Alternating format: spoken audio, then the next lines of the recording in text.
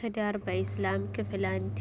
አሰላሙ አለይኩም ወራህመቱላሂ ወበረካቱ። ወደ ተከበራችሁ ቻናል ቤተሰቦች እንዴት ናችሁ? ሰላም ናችሁ ወይ?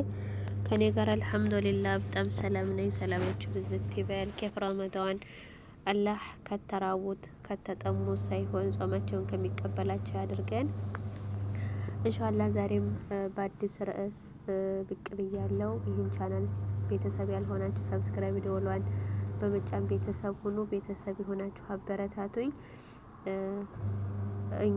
እኔንም እናንተንም ያስተምሩናል፣ ብዙ ነገር እንማርባቸዋለን። የምላቸውን አንዳንድ ነገሮች እየበቀላለሁ ኢንሻአላህ። ዛሬም እንደተለመደው ትዳር በኢስላም ክፍል 1። በእስልምና አንድን ሰው ማነጽ የሚጀምረው ከቤተሰብ ነው። የሀገር መሰረቱ ቤተሰብ ነውና ጋብቻ ለተፈጥሯዊ ጥሪ ምላሽ መስጫ መንገድ ከመሆኑም በላይ የሰው ልጅ የህይወት ፍላጎት ማስኬጃ፣ ልጆችን ከወላጆች ማገናኛ፣ ማህበረሰቡን ከአደገኛ በሽታ መጠበቂያ፣ ከስነ ምግባር ውድቀት መታደጊያ መድረክ ነውና እስልምና ትልቅ እውቅና ሰጥቶታል። አንድ ሙስሊም ኢስላማዊ ቤተሰብ መመስረት፣ መልካም ዝርያ መተካት፣ አማኝ አላህን ፈሪ ትውልድ ማፍራት ከየት እንደሚጀምር በትክክል ካወቀ ወደፊት የሚጠብቁት የህይወት ኃላፊነቶች ከወዲሁ ይቃለሉለታል። ጉንፋን ይዞኛል። ኢስላም የልጆችን አስተዳደግ አስመልክቶ ያስቀመጣቸው መርሆች በዝርዝር ከመታየታችን በፊት ስለ ትዳር በከፊሉ እንመልከት። ስለ ትዳር ጋብቻ በአጭሩ 3 ነገሮች ማለት ይቻላል። ጋብቻ የሰው ልጅ ተፈጥሮ ነው። ጋብቻ ማህበራዊ ፋይዳ የሚለቃ ነው። ጋብቻ መጽዳትና መጥራት ነው። ዝርዝሩን በከፊል እንመልከት። አንደኛ፣ ጋብቻ የሰው ልጅ ተፈጥሮ ነው። አላህ ሱብሓነሁ ወተዓላ የሰው ልጆችን የፈጠረው ለአምልኮ ነው። ይህ ሲባል ግን ሰዎች በአምልኮ ስራቸው ብቻ ተጠምደው ዓለማዊ ህይወታቸውን እንዲዘነጉ አይደለም። እስልምና የሰው ልጆችን ለሁለት ዓለም ህይወታቸው ዋጋ እንዲሰጡ አስተምሯል አሳስቧልም። የሰው ልጅ በዚች ዓለም ላይ የተገኘው ምድርን እንዲያለማትና እንዲበዛባት ጭምር ነው። ስለሆነም የእስልምና ሃይማኖት አስተምሮ ለምንኩስና ባህታዊነት ቦታ የለውም። ይበልጥ ወደ አላህ ለመቃረብ ታስቦ በአምልኮ ተግባራት ለመነጠል የዚችን ዓለም ጣጣ ሁሉ ርቆ ገዳም መግባትን ዲናችን አጥብቆ ይቃወማል። ምክንያቱም ይህ ድርጊት ከስጋና መንፈስ የተሰራው የሰው ልጅ የተፈጥሮ ባህሪ ጋር የሚሄድ አይደለም። ከስሜቱ ከዝንባሌውና ከውስጣዊ ስሪቱ ጋር በእጅጉ ይጋጫል። በዚህ በኩል እስልምና ከሌሎች ሃይማኖት በተሻለ መልኩ አሳማኝ የሆነ ሚዛናዊ እይታ አለው። ኢማም በይሀቅ ሰዕድ ኢብኑ አቢ ወቃስን በመጥቀስ እንደዘገቡት የአላህ መልእክተኛ ሰለላሁ ዐለይሂ ወሰለም እንዲህ ብለዋል። አላህ ምንኩስና ገር በሆነችው ቀጥተኛ መንገድ ቀይሮልናል።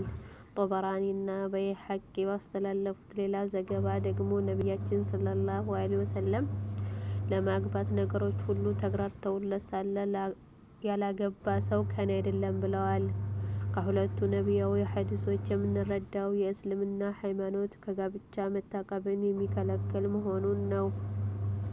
በተለይ አንድ ሙስሊም የማግባት አቅሙ እያለው የትዳርን ጣጣ መወጣት እየቻለ መዳር ነብዩ ሰለላሁ ዐለይሂ ወሰለም የኔ ወገን የኔ መንገድ ተከታይ አይደለም ብለውታል።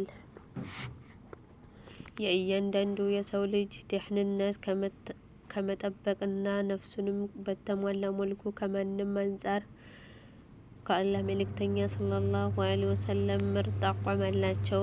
የአቋማቸውን መነሻ ያስተዋልን እንደሆነ የሰው ልጅ ማንነትና ምንነት በጥልቀት ከመረዳት ፍላጎቱንና ዝንባሌውን ጠንቅቆ ከማወቅ የመነጨ መሆኑን እንገነዘባለን።